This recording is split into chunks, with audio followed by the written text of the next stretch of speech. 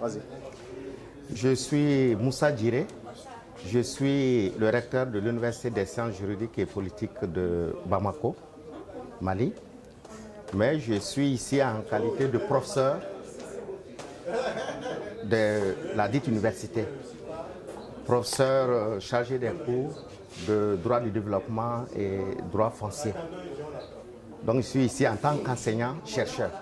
Vous avez souligné une question relative au fait qu'il y ait beaucoup de projets, oui, mais souvent centrés dans le domaine de la foncier. Oui. Et il s'agit là effectivement d'un problème récurrent qu'on retrouve dans la plupart des projets en Afrique de l'Ouest et même à travers tout le continent.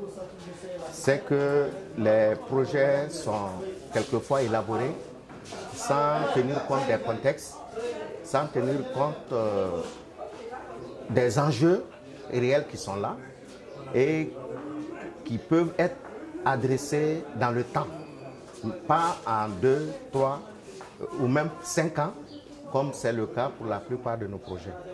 Donc la durée qui se trouve parce que tous ces projets sont financés par des partenaires au développement, donc est très limitée dans le temps.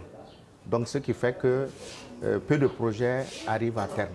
Il va falloir peut-être revoir cette situation, soit revoir les ambitions qui sont dans les projets, soit voir la durée des projets. Et comment vous jugez l'initiative de Nelga?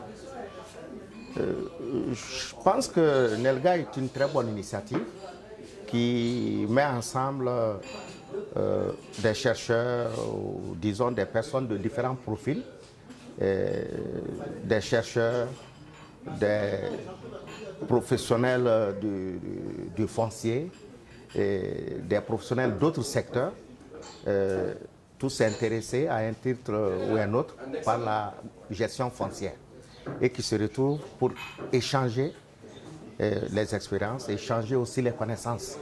Ceci permet de capitaliser le vécu, capitaliser les expériences et aller de l'avant. Je vais peut-être vous donner une petite anecdote qu'un ancien m'a sorti lors d'une recherche de terrain. C'est que dans nos pays, on a besoin d'eau. Et l'État a fait des trous, l'État a creusé, l'État s'est arrêté à 10 mètres. Des ONG sont venus, ont creusé, se sont arrêtés à 8 mètres. Les populations ont cotisé pour creuser, se sont arrêtées à 5 mètres. Bon, alors qu'en réalité, l'eau est à 11 mètres. Si on avait mis ces efforts-là bout à bout, on aurait pu, dès le premier effort, arriver à la source, arriver à la nappe et avoir de l'eau. Malheureusement, ce n'est pas le cas. Bon, donc, Nelga nous permet, sous la base des capitalisations, de prendre les voies optimales permettant de bien adresser la gouvernance foncière dans nos pays. Voilà.